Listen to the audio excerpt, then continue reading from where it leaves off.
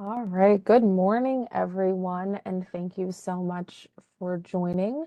If you just hopped on, we are going to go ahead and get started because we have a good amount of information to cover. And I really want to make sure that you all have the chance to ask questions. I know this is a topic that I get a ton of questions on from my grantees. I'm sure Dan also gets questions from his grantees. So I am excited to kind of walk through this process.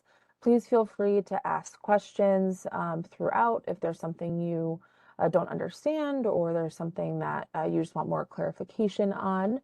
Um, let's go ahead and get started. All right, so today I'm going to walk you through the compliance process. So you all often hear about the compliance process from the grantee perspective, but I'm going to walk you through the compliance process of what we do here internally. And the reason that I wanted to do that is because I think it can give you some context for why we ask for the information that we ask for. If we're asking for a specific customer status or we're asking for specific information, that all goes into kind of our process on the back end. So I kind of want to give you a behind the scenes look into that. Then I'm going to actually show you how we verify an individual for enrollment, completion, and transition on one of our test participants in IWRS. We're going to walk through a couple of tools that should help you with verification of your data, do some compliance tips. I'm going to touch very briefly on our grant renewal because your IWRS data is going to be integral in that process. And then we'll close out with some upcoming dates that are important and I want you all to mark your calendars for. So let's go ahead and get started. So first up in our monthly compliance process, the very first step, as likely many of you know, is that our team pulls compliance data using the export report in IWRS. So whenever we're saying compliance is being pulled at 11 a.m. on this day, that means that we're actually going into IWRS and we are pulling data utilizing the export report. And that helps us identify who's a new enrollment, who's a new completion, a new transition.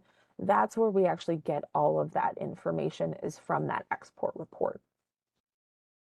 Next, we're going to go ahead and verify outcome metrics based on the data entered or uploaded into IWRS. So once we have that export report and we know who is a new enrollment, who's a new completion, it's time for us to actually go into the system and we manually check all of that. So this is not something, there's no, single report that we're pulling that tells us every single piece of, information is in there. Dan and I are both going in profile by profile, checking on this information.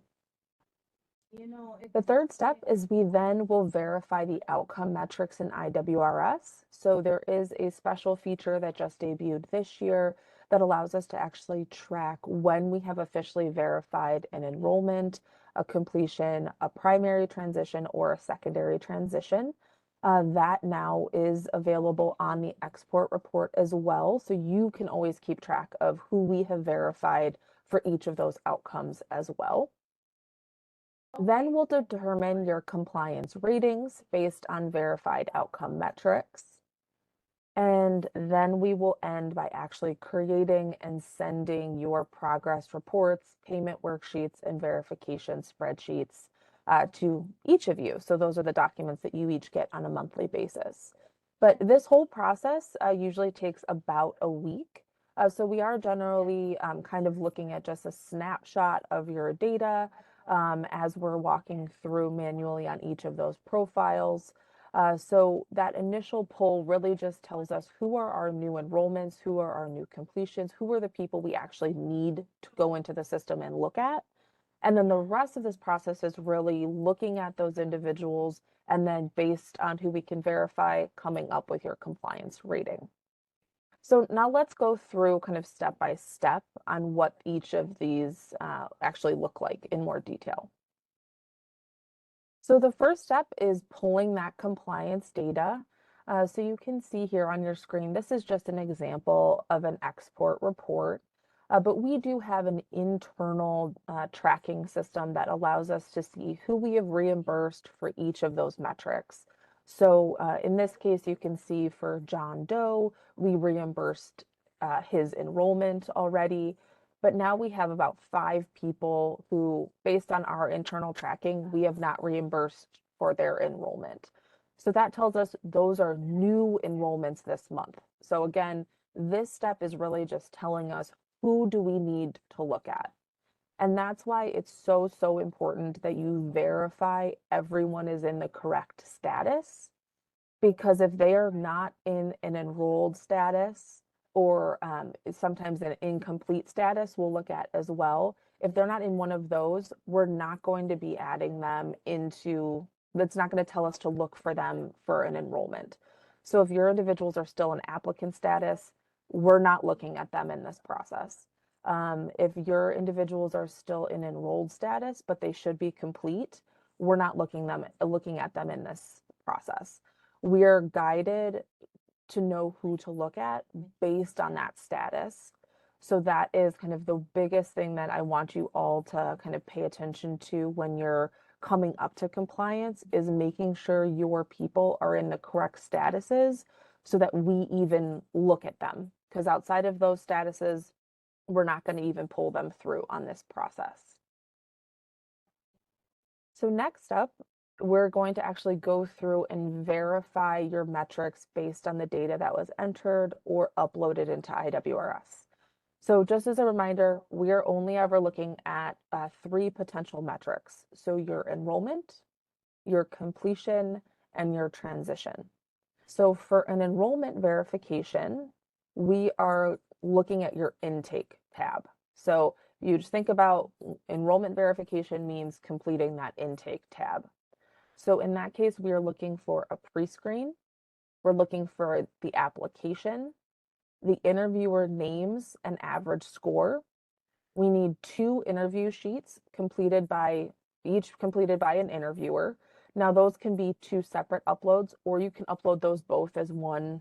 That's fine. We just need 2 separate ones to be in that upload. The commitment agreement that is signed both by a staff member and by the participant. We need that wraparound service assessment and the orientation career assessment. So a really good way to verify this is just look at the profile, make sure every single one of those steps is filled in. Just do a double check when you're scanning that, the scanner is picking up, if you double-sided a document, it's picking up both sides, it's picked up both pages. Just make sure those are both there. We have seen, at least I've seen a couple times this year where, interview sheets are double-sided. They're printed double-sided, but they're just not scanned double-sided. So I get the first and third page of the interview. So just keep in mind, those kind of just minor kind of clerical things. But again, it's looking for this intake tab, everything on the intake tab to be completed, and that will get you that enrollment verification. Then we have our completion verification. So in this case, we are looking for each training service. So again, just training services, each training service to have 80% attendance or above, and then 70% post assessments or above. We also are looking for each of those training services to be marked as successfully completed. So again, this is for you to get that completion verification. So we need the attendance, the post assessments, and we need to see that that service was successfully completed. And you do that by updating the service status. We also need earned credentials added. So that's just for your OSHA 10, your first aid CPR, and then your construction curriculum. Now, if you offer flagger, forklift, any of those, we would also be looking for certain credentials on those. But those big 3 are the ones that we are most commonly seeing. Now, we also would be looking for all of the support services to have an appropriate final status. So for wraparound services, we're looking for that they successfully completed them, which means they were provided. If they, opted out, that would be evaluated, not required. For your student support services, we'd be looking for those to be successfully completed. And then your transition services, we would be looking for those to be successfully completed.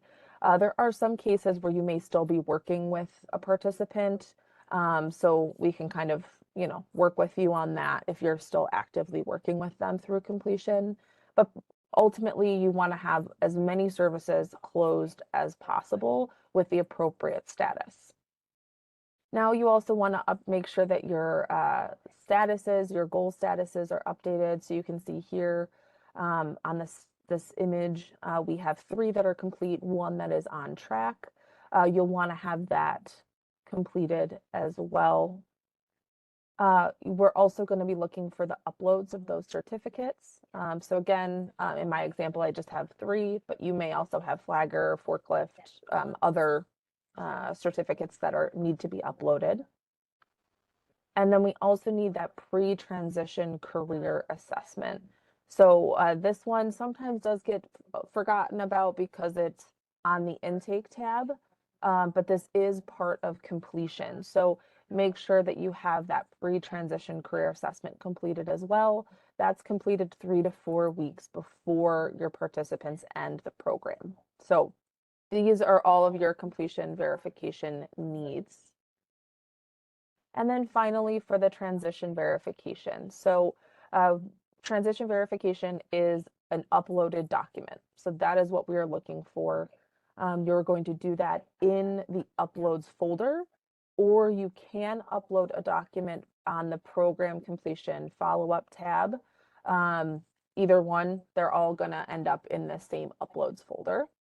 So I've given just a couple of examples of what the transition verification is. So for your preliminary primary transition, that's going to be an application, a waitlist letter, a receipt of application, all of those from a registered apprenticeship program in construction.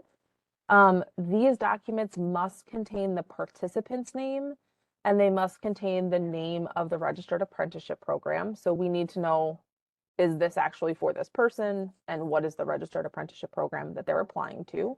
And then it must be a third-party document. So what I mean by that is it cannot be, I couldn't just write a letter stating, yes, this person applied. It needs to be from that registered apprenticeship program. This is not an exhaustive list. So we do see other documents that come through. I know I've accepted if you can get a document from the registered apprenticeship program, like an email or something from their coordinator, it's signed by them. We can see it's from that registered apprenticeship program saying, yes, this person applied, yes, this person enrolled. We can accept those documents as well. And then for your final primary transition, that's where we would see those acceptance letters, sponsorship letters into a wrap, things like that. So your preliminaries, your application, your waitlist, your final is the actual acceptance or enrollment into a registered apprenticeship program. Then your secondary transition is your, if they got just employment, that might be a pay stub, an offer letter, acceptance into an alternate training program, a transcript to an alternate training program or schooling. Again, this list is not exhaustive, but these are the ones that we see most often. So just keep those in mind. That's the type of verification that we're looking for. Just make sure on any of this verification, it is a third-party verification. We can see where that person is. So if they're in a registered apprenticeship program, where are they at? If they're in schooling, where are they at? And then it needs to be kind of that official documentation. So it needs to actually be from that third party group, not, an internal letter or something like that. So once we've gone through that process, so your grant manager has now gone through, they've checked everything on the participant's profile. We have a special feature in IWRS where we can actually set a verification status. So whenever we verify enrollment, whenever we verify a transition or a completion, we go in and we actually update this section here. And this tells the system that this person has now had a verified enrollment, they've had a verified completion, and that will now carry over to the export report. So you all can always track kind of what metrics have already come through. So I have a question in the chat, so let me just look here. So Jackie is wondering, does the pay stub count even if they aren't in construction employment? Great question. Yes, it does. So of course that would just be a secondary outcome, but certainly if they've gone to employment, in manufacturing or something like that, that pay stub would also count. Let me see. Example, waitlisted for a rep but employed elsewhere until enrollment. So Jackie, actually in that case, when they're waitlisted for a registered apprenticeship program, they would count as that primary transition. So you'd probably more likely want to upload something that shows that they've been waitlisted for the registered apprenticeship program instead of doing the pay stub, because the pay stub would just get them that secondary transition, while the waitlist letter would get them that preliminary primary. So once they have that, you don't need to then submit any additional documentation. We would just be looking for that primary transition documentation, knowing that they're waiting to get into that wrap, if that makes sense. Okay, awesome, Jackie. And then let's see, Jermaine is asking, can you please tell me where we would find the recording for this meeting after it's posted? Absolutely. So this will be posted on the Illinois Works Partner Guide. I'll also be sending a follow-up email directing you exactly where it's at. So great question. Okay, so now we're finished with step 3. So your grant manager has now verified in IWRS what metrics have been added. And now we're actually moving on to determining your compliance rating.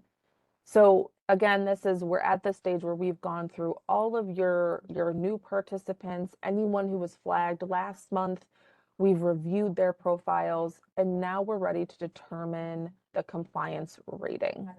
So to determine that, we use your work plan.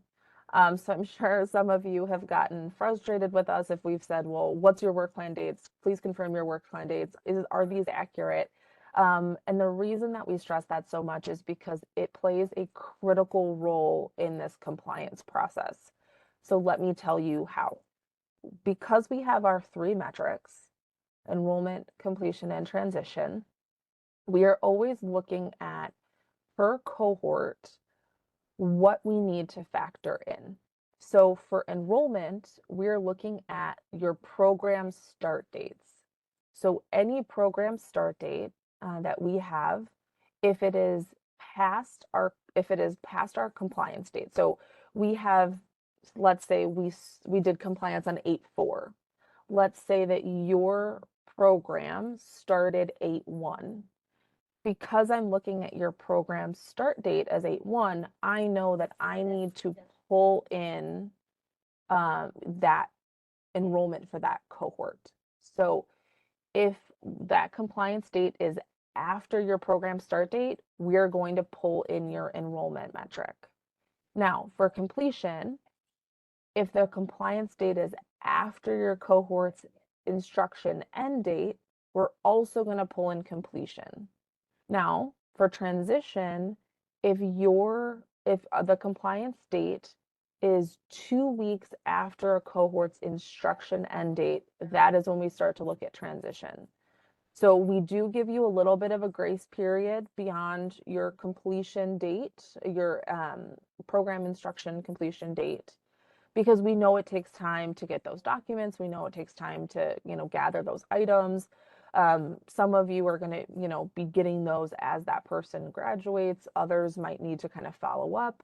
So we do give you a little bit of leeway, but you just want to always keep in mind and make sure that those work plan dates are updated, because if we are looking at a compliance date of 8/4 and that is after the beginning of your program, it's after the end of your program, it's 3 or 4 weeks past the end of your program, that's when we start to pull in these outcome metrics.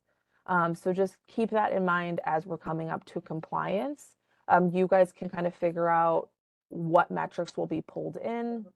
I know we have tried this month and we'll continue to do that to give you like a week heads up of like, these are the metrics that we're going to be pulling in. But you can also figure that out based on your work plan. So I just wanted to show you kind of an example of what this would look like. So in this case, our grantee has completed their instruction, but they're not yet to their transition. And they've also started their second cohort. So their first cohort, we're looking at their enrollment and their completion. And their second cohort, we're just looking at their enrollment. So you can see here, see if I can do my laser pointer here. So you can see here, they have their goal metric, which is 20 for both of their cohorts. Their actual enrollment for cohort 1 is 18, and their actual enrollment for cohort 2 is 20. So we're taking this actual number, dividing it by the goal number, and that's how we get your progress. So for cohort 1 enrollment, we have 90% progress. For cohort 2, it's 100% progress. Now for cohort 1, we're also looking at completion. So their goal is 17. They've gotten 12 people who they've entered in the system as complete by the time we pulled this data. And so that's a total of 71%. Now the next step is we're going to go ahead and we're going to add this 90% and the 71% to get 161. We'll pull over this 100 here. And then we're going to add these together to get 261. So once we have this percentage, then we're going to divide by the number of metrics we take into account. So we have 261, we have your cohort 1 enrollment, your cohort 1 completion, and your cohort 2 enrollment. So we have 3 metrics that we are going to look at. So we're going to divide by 3 to get 87%. This is when you see on your progress report, the average of these metrics is X number. This is what we're talking about. The average of your total percentage is 87% here, and that would be good progress. So are there any questions about that right now? Because I know that this can get a little bit confusing when we're going through it. So any questions on this right now? Okay, I'm not seeing any. But we're going to do an exercise and just make sure that we all get it. So I am going to ask you all in the chat to just let me know which metrics would we need to be looking at based on these dates. Okay, so let's pretend it's July 7th. Compliance data has just been pulled. And now we're looking at a grantee who has their first cohort, their program started March 15th. It ended May 15th. And their second cohort started July 8th and ended September 15th. Yeah. So which metrics would we take into account for this compliance review? So go ahead, put that in the chat once you figure it out.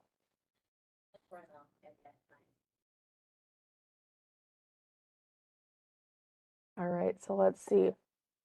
So Daniel says cohort 1 enrollment and completion, cohort 2 enrollment only. Jackie says cohort 1 enrollment and completion. All right, anybody else? Cohort 1 transition completion. All right. So it is actually cohort 1 enrollment completion and transition. Way to go, Rhonda. So just a reminder, at this point, cohort 1, their program end date is almost 2 months before our compliance date. So they're well past that kind of 2-week transition bubble. So we would actually take into consideration enrollment, completion, and transition. So all 3 of those. So great job to everyone who kind of got those first 2 and to those who saw that transition as well. We're going to do one more exercise, so don't let your confidence be shaken. So exact same date. So we're pulling our compliance on 7/7, but now we have a different grantee, and that grantee has a program start date of February 15th, a program end date of May 15th. And then their second cohort started June 15th and ends September 15th. So what metrics will be taken into consideration during this compliance review? So we have cohort one, enrollment completion and transition. That's correct, but keep going. Oh, Jackie. It's okay, Jackie. Let's see. So Rhonda, enrollment completion transition for cohort one, enrollment for cohort two, everything for cohort one, enrollment two. Yes, yes, perfect. Yes. So cohort one, enrollment completion transition, and then cohort two, enrollment.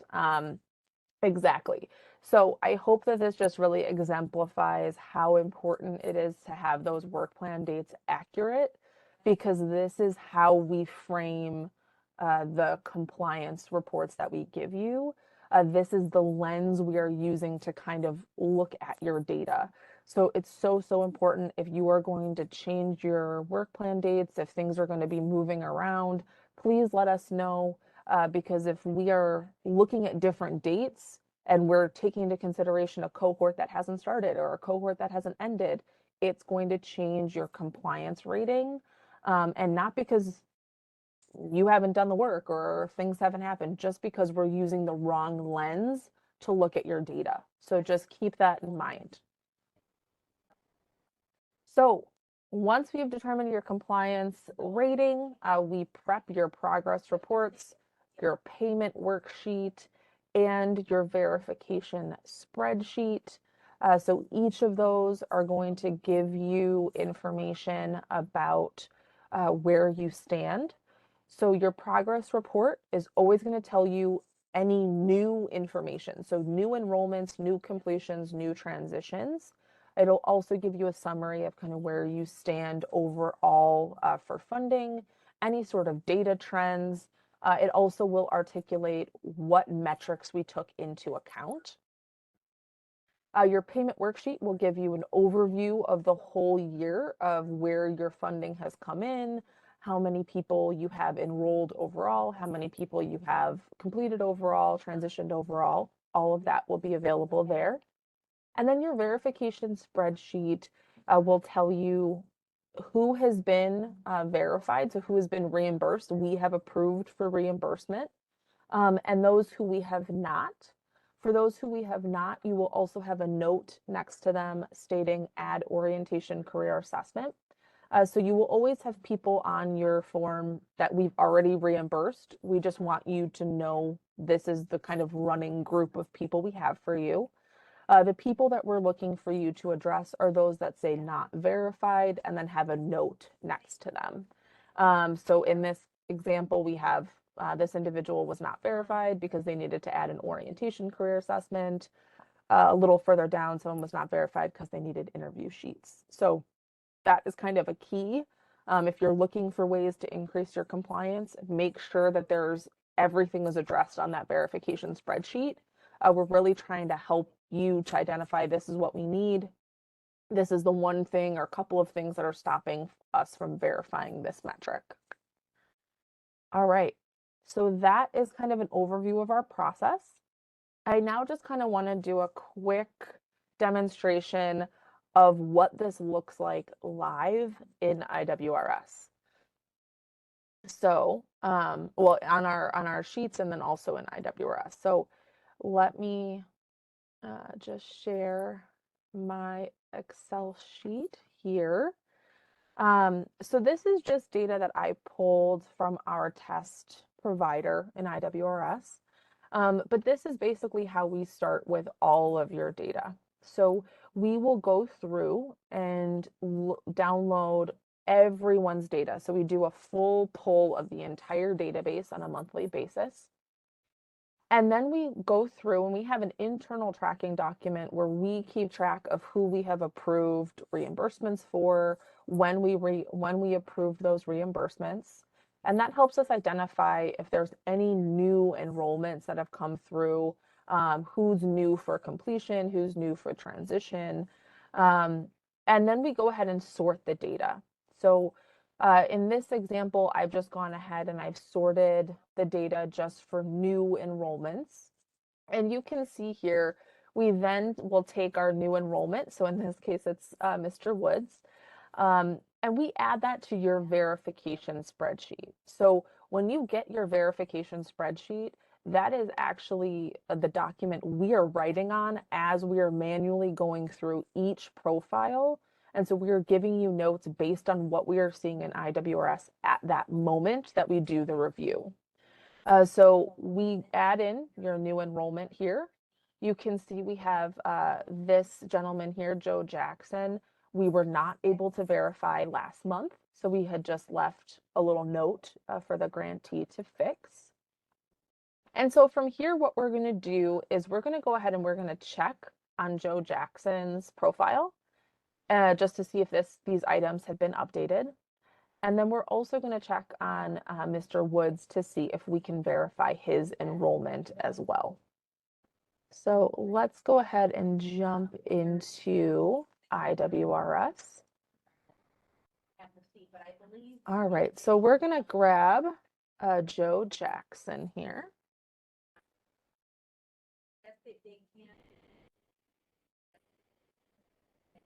Here we are. And just as a reminder, we were looking to verify his enrollment, but he had a couple of missing items. So he had his commitment agreement that has now been updated. He was missing his wraparound service screening, which has also now been updated. And he was missing his orientation career assessment, which has also now been updated. Now, during our verification, we do go through, we open each of these documents, we make sure that they've been filled out properly, we make sure that they've been signed. But for our example here, we can see that these have been updated, and now we can make Mr. Joe Jackson. We can make Joe Jackson on our spreadsheet here. Let me just get back to our spreadsheet. There we go. We can now say that he has been verified as of August 23. We're going to eliminate our notes there. And then we're going to go back into IWRS. And we're going to verify his enrollment. So again, this is a feature right here that only grant managers have access to. But because I was able to verify his enrollment, I'm just going to click enrollment verification and save his verification status. And then if you can see, I've already gone through enrollment verifications for this month, so my system has saved that. But I'm just going to add a case note here, and that's going to verify his enrollment. So that now means when you pull an export report, it's going to show up that his enrollment is verified. You can also verify it because we do have to do a case note. You can see that that enrollment was verified in his case notes as well. So just keep that in mind. So now that was for Joe Jackson, but we also wanted to look at Tiger Woods. And we're going to do the same thing, but this time we've never looked at his profile before, right? So what we're going to look for enrollment is this pre-screen information, his application being completed. We're looking for the interviewer names and their average score. So again, we just need one entry, both interviewer names and their average score. Both of his interview sheets are here. The agreement. We're looking for the wraparound service assessment and then the orientation career assessment. So this, when I created this, we didn't yet have this assessment type, but now you will see that this will say orientation career assessment, just like it did on Joe Jackson's. And then again, when we're doing our review, we go through, we open each of these documents, we review them, we make sure that we have everything we need on them. We make sure we have signatures for the signed commitment agreement. But in this case, again, we would verify this enrollment. But before we do that, I just want to go through and look at his completion items. So Again, for completion, we are going to be looking at attendance and post assessments to be completed on each training service. So in this case, there's different ways to do this. The way that I prefer to do it is I actually just go through and I just hit control and then I just click down the list here and that opens each of the services. And then I'll go through and I just double check that the attendance is where it needs to be, that the post assessments is where it needs to be. For all of your training services, your modules should now have the total number of hours at the end of them. So you can quickly go through and see, okay, if this is 10 hours, this is also 10 hours. We're good. And then you can kind of move on to the next one. If this is, 5 hours, this is also 10 hours, then it's 10 hours. Same with post assessments. You can kind of just run through these and double check them. So I know that this is probably a more tedious way to do it for some of you. I find this to be the easiest way for me to do it. Once I get through them, I can go pretty quickly through them. But then the same thing, we're going to look down here for our wraparound services, make sure that they're in the correct statuses, our transition services. So I did leave a couple of items in here that you can see are flags. So our transportation is started/open. Our first aid CPR is also started/open. And then our employability skills is also started/open. So I would still go in and even with those statuses, I would still go in and check the attendance, check the post assessments. So you can see here on our employability, there's 0 attendance hours. Post assessments, there's no post assessment. So that would get a little note on your verification spreadsheet. Let me just get back to that page there. Can I ask a quick question? Yeah, absolutely. I'm so sorry. On the spreadsheet, when we get ours, a lot of times it's like row 1, 2, 3, and then it'll skip to like row 26. And I can't uncompress all those skipped ones. Should we just assume that if they're skipped like that, then they're okay? Yeah, that's a great question. So that might just be I forgot to unhide them, so I apologize, Jackie. But yeah, so on your completion, specifically on your completion and transition tab, if you have ones that are hidden, it's likely because those are your 2022 grantees. At this point, we're not looking at your 2022 grantee or participants unless you let us know something has changed with them. Okay. So usually what I've been doing is I'll just hide those and just look at your 2023s. Okay. So that's likely what's happening there. I'll make sure to unhide them though so you can see all of them. It's fine as long as Okay. we don't have to look at or do anything with those, then I don't mind that they're not there. Okay. Yep. You're good. You're good. Thank you. All right. So you would go through just make sure where we go through make sure that all the attendance is there, post assessments. We hop over to your uploads. We'll open each of these documents and just make sure that we have everything that we need on there. So it'll say, NCCR, the participant's name, when they finished. Um, for OSHA 10, we're looking for their card. For first aid, we'd be looking for their card documentation that they participated. And then we would also be looking for a transition document. So if this person is transition, so either primary or secondary, we would open up their document. So in this case, let me go ahead and open this and share my screen with you here. Okay. Okay. So this is the document that our sample grantee uploaded. Give me a thumbs up or a thumbs down if you think that this would be accepted as a transition document.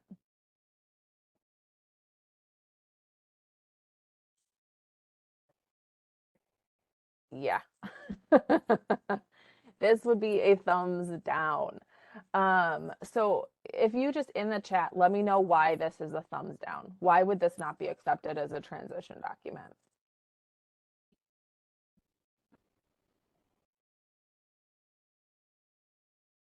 No signature, no way to know who it's from? Yes, absolutely. That is a big one. It doesn't look authentic. There's no indication of that it's an official document. No watermark, letterhead, signature. Yes. Doesn't have official letterhead. It didn't come from a wrap. Not on letterhead. Yes. Absolutely. So this would not be accepted. So again, we are looking for some, letterhead that it has a signature, a person that we could call maybe and verify. It is, an official receipt with their stamp on it. It, states who is actually signing off on this, who can verify this.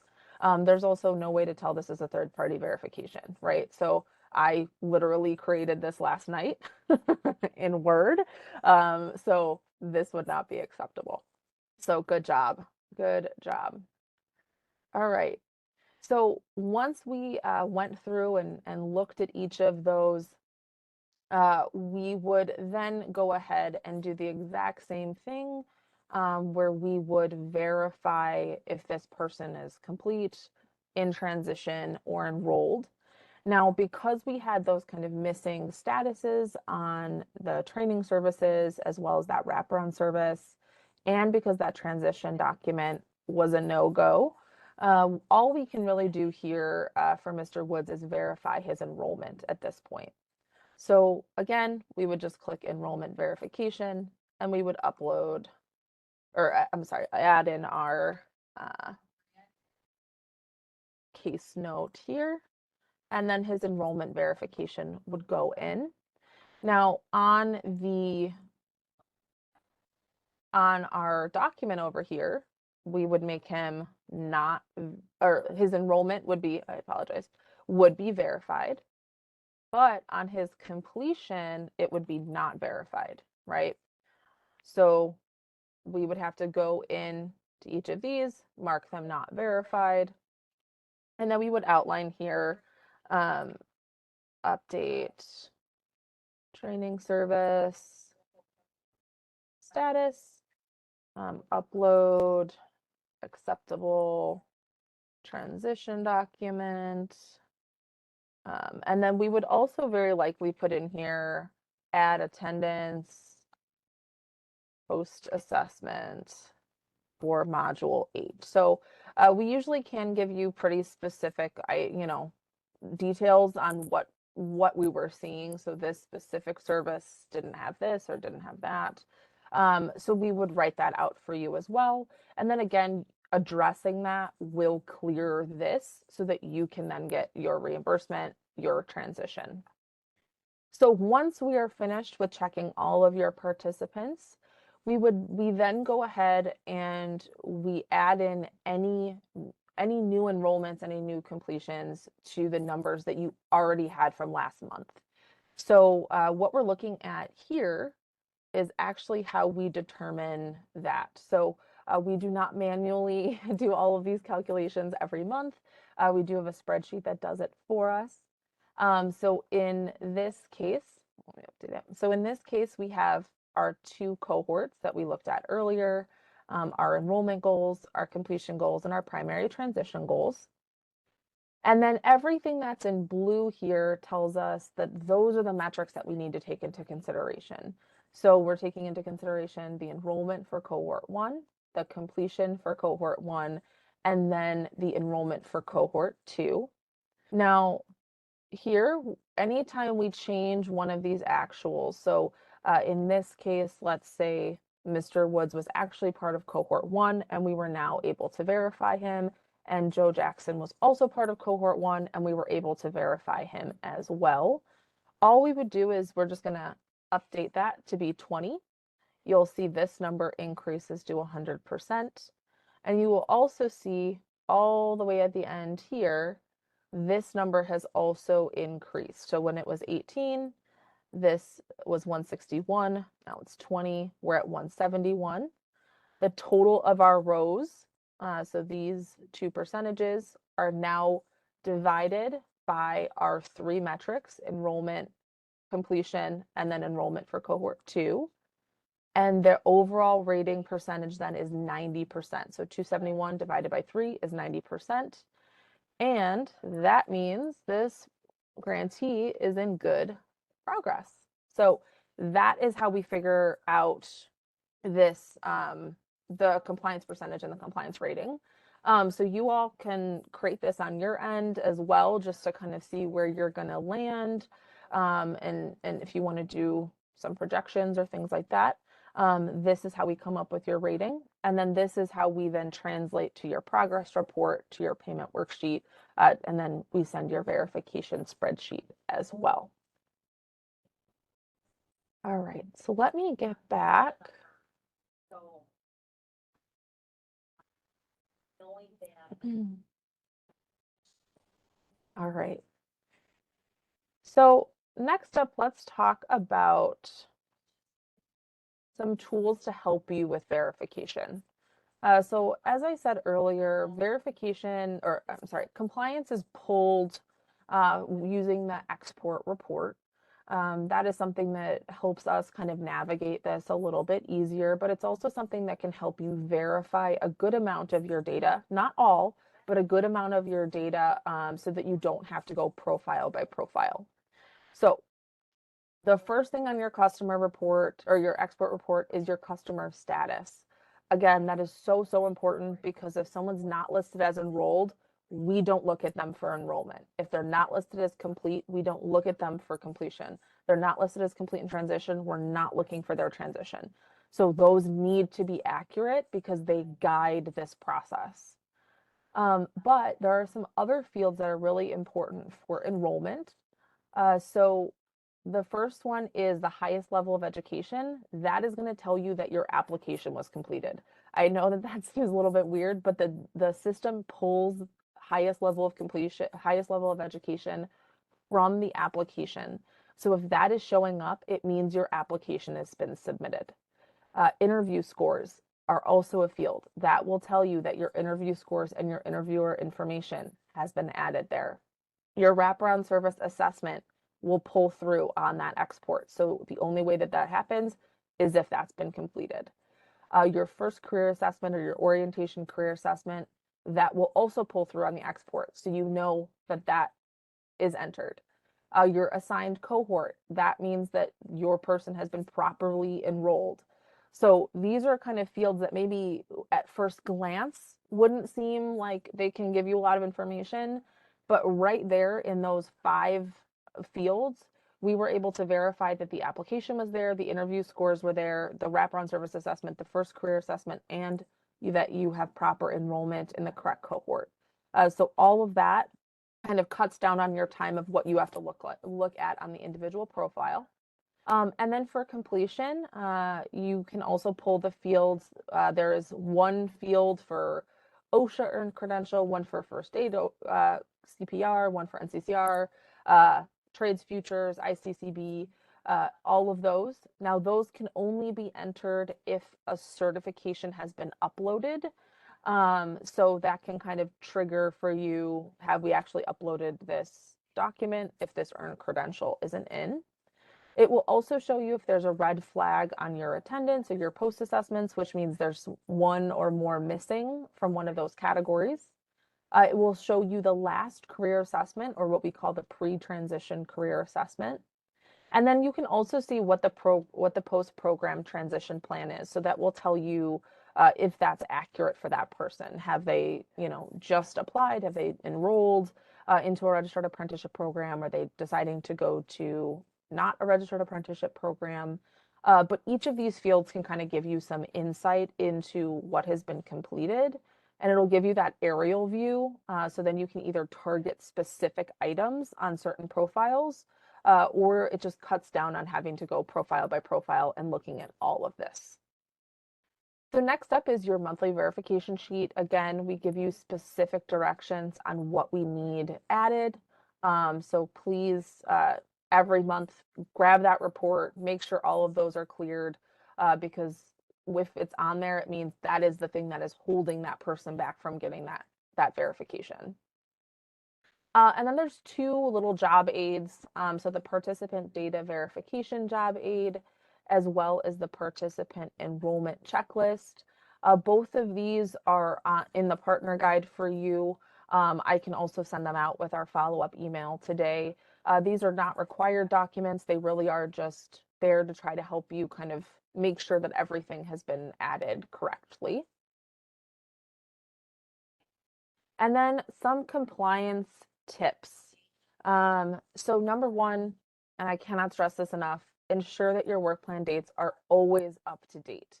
I have seen far too many grantees end up in a poor compliance status simply because we were looking at the wrong dates. And taken, like, if we had the correct lens, they would have been in excellent or good progress, but because we had the wrong dates, it looked like they were in poor progress. So I don't want that to happen to you. You all know how important those kind of progress ratings are. So just please make sure if there's any changes to your work plan, let your grant manager know. Prior to compliance polls, double check your participant statuses. Again, those guide our process. If time is of the essence, go person by person, not task by task. What I mean by that is I and Dan can count someone who has a fully complete profile, right? We can count enrollment verification if someone's has all of their information in there. But if you decide to go, I'm going to upload all interview sheets, I'm going to upload all wraparound service screenings. Now you have a bunch of people who are 10% complete instead of maybe fewer people who are, 80, 90% complete. We can count those kind of, 80, 90% complete in some cases. But if you're doing just 10% across the board, we can't count any of those. So if time is of the essence, you're coming up to a compliance review, just make sure that perhaps fewer participants' profiles are more complete because we can count those as opposed to everyone being a little bit complete. I hope that makes sense. Let me know if it doesn't. And then number 4, develop and follow a data management plan. So make sure that you have someone who is assigned to enter the data, assigned to kind of verify that data. There's a timeline for when data goes in. Um, you know, who's putting which data points in? What dates are we verifying it? Is the supervisor doing that on a monthly basis? Each data management plan can look a little different. But just develop one that works for you, that works for your capacity, and make sure that you are kind of putting in this data in a timely way, so that you're kind of just taking little bites out of the data instead of coming up to a compliance review and having to do a ton of work just to kind of meet that deadline. And then number 5 is always ask your grant manager. We truly are here to help. Uh, Please do not feel like we're inaccessible to you, or we're happy to jump on a call. We're happy to email. If there's issues with the system, please let us know. We want to fix it just as much as you want it fixed. So please let us know if something is happening. And even up to the point of that kind of compliance poll, please reach out to us. We will not shame you or anything if you're like, hey, this month was nuts and I need help and it's, the night before. Let us know. We would rather know and have a heads up than kind of put you in a position where you can't get that done. And then I just have a couple more topics that I want to talk to you about, so we will finish right on time today. But I will stay after if there's any questions. So why all of this compliance is so important? One, because we want to make sure that, you all are progressing towards your outcomes, the participants are progressing towards their outcomes. But this compliance also plays an integral role in the grant renewal process. So as many of you know, once you are past your first grant year, each of your organizations has the ability to earn up to 2 renewals, and that is purely based on your performance. So as of last year, we had a performance threshold of 60%. So that means that when we pull data for renewal, your organization would have 60% or higher overall compliance rating, and that would put you in that threshold. Now, that was last year. The new threshold will be released this year during the grant renewal information session, which is taking place on August 24th. It's very likely to be in that similar range. It's not going to, drastically increase. But if you are a program administrator, if your program administrator has not signed up for that yet, please ask them to do that. We will be talking in detail about grant renewal on the 24th. There will be 2 rounds of renewals. So what that means, if you do not make the cut on the first one, there will be a second one. So you'll have time to kind of adjust and work on your data before the next one. So those rounds will take place. The first one will be in September, and the second one will be in October. So that is coming up next month. Here are your compliance dates for the rest of the year. So all of these dates, we will pull data at 11 a.m. So September 8th and October 13th, those are the 2 reviews we will do for renewal purposes. So those are extremely important dates. You want to make sure that your data is as accurate and up to date as physically possible by those dates, because those are going to determine if your team or your organization is offered a renewal or not. So please mark those on your calendar, red circles, exclamation points. Those are very important dates. And then our final 2 will be November 3rd and December 1st, and those will close out the year for compliance. We will do then another one in January, which will capture any December individuals or changes, but these are for the rest of 2023. And then we do have some renewal office hours coming up starting next Wednesday and running through the end of this month, from 1 p.m. to 2 p.m. Or I definitely will be there. Dan will also be there for all of them or some of them, and we will be there to help you. So I will get you all the registration links in the follow-up email today. But these are just jump on. If you have specific questions, if you want to hear what other questions people are asking, these are just open forums. There's not going to be any sort of structure to them. There's no presentation. It really is, hey, I'm struggling with this, or this doesn't make sense to me, and we will walk through those with you. Now, are you all ready to ace your compliance? Can I get some cheers, some high fives, some hand raises? Who's ready? Who's ready to ace your compliance? Yeah, Econo. All right, awesome. Daniel, great. Okay, good. Rochelle, thank you so much. Kyle. All right. Well, awesome. I'm excited to kind of walk you guys through all of this. I hope that this was helpful to kind of get our perspective of why we're asking you for the things that we're asking you for. Dan and I don't just want to bother you all with this information. It really does kind of help shape this.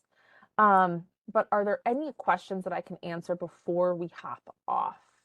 Let me see. Karis. So Karis said, we noticed on certain participants notes such as, once this is addressed, please alert grant manager and it will be reviewed as part of compliance. Add accurate attendance. When we checked attendance, it was okay. We weren't quite clear. Okay. So not having context for that note, I'm not quite sure. But if I'm your, Karis, I apologize, I don't recognize what organization you're with. If I'm your grant manager, reach out to me after this and I can walk you through. If Dan's your grant manager, reach out to him, and we can kind of look at that specific instances and see kind of what might have been happening there. But are there any other questions that I can help with? Christine, what if we're not using the wraparound services as much because our students just don't need them? Yeah, absolutely. So wraparound services are opt-in. So if they are saying we don't need them, that's not something that we need, then that's fine. And that will be reflected on their assessment, right? So you'll go through that assessment and they'll say, nope, I'm not opting into this. Nope, I'm not opting into this.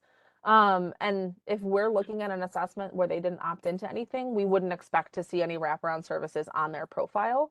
The big issue comes in when they have opted into something and then those services are not accurately represented on their profile. But if they're not opting in, there's not a problem with that. They don't have to use wraparound services. Okay, yeah, I think the cohort that we have going right now, all they've used was the venture cards. Yeah, so then we would just expect to see transportation in there. Okay, perfect. Thank Yeah. you. Yeah, absolutely. Any other questions I can help with? Hi, Christine. This is Rochelle. I do have a Hi, question. Rochelle. Yeah, absolutely. So, with transportation, we have receipts that we print out of our database to show that, for tracking purposes and auditing purposes. So are we to upload those or we just put in there that they received transportation in the case notes? Rochelle, that's a really great question. So all we need you to do is actually just update that wraparound service to show that it was successfully completed. So we don't need you to upload any sort of receipts or invoices because the Office of Grants Management is going to ask your team for that. So we're not going to require you to supply that. All we need to see in the system is, was that service provided or not? And we see that when you update the status of that service. So if you have transportation, you just update it to successfully completed, once you hand them the venture card or you hand them, whatever, bus fare or whatever you might be helping them with. So that's all we need. We do not need any sort of receipts uploaded. We don't need invoices uploaded. We just need to see, was this service provided or was it not? And we see that when you update the status of that service. Okay, thank you. Yep. Absolutely. Absolutely. Any other questions? Okay. Of course, if there are other questions, let us know. We are happy to help. I am now going to be sending you a survey link for today's session. If you could just take, I think it's a minute long. I promise it's super short, but it's really helpful for me to understand kind of if this was good, if this was effective, what other topics you might want to talk about. And then we can kind of continue to do these sessions and make them as relevant to you as possible. Oh, Almond, Mr. Bay, I apologize. I see. I heard you mention pre-transition tasks. Yes, so we do have the pre-transition career assessment. So that's your second career assessment, and that happens 3 to 4 weeks before they complete the program. So that's really the main pre-transition task is doing that career assessment. And that's factored into the completion verification. We're going to be looking to make sure that that transition career assessment has been completed once they complete the program. So that's basically just an interview, a second interview or a second assessment, the pre-transition? Yeah, so the pre-transition career assessment it's just it's a duplicate of the first one that they do in orientation. But that one, the pre-transition one is really designed to help your transition coordinators hone in on where that person needs assistance to really do kind of that last minute push and prep for their transition.